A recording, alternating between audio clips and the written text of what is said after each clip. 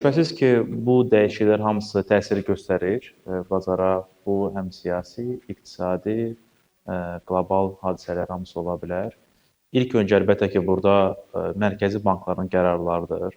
Bu hamımızın o Fedin gözlərini, qərarını hamı necə gözləyir, o ola bilər.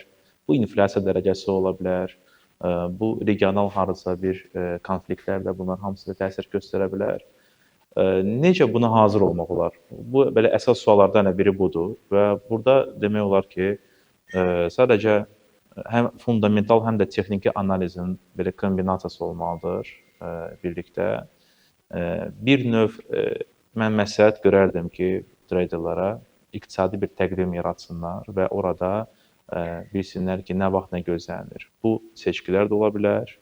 Bu hansısa qərarlar var. Onlar da çünki adətən onlar hamısı öncədən bilinir tarixləri və bir ssenari qurulsun ki, bu vaxtı bu qərar nə ola bilər və hansı təsir göstərə bilər.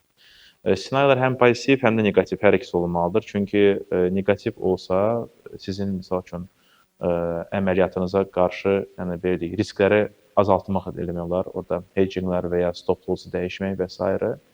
Yəni mütləq şəkildə hazır olmaq lazımdır, mütləq izləmək lazımdır xəbərləri və biraz belə deyək, qlobal yanaşma mütləq lazımdır.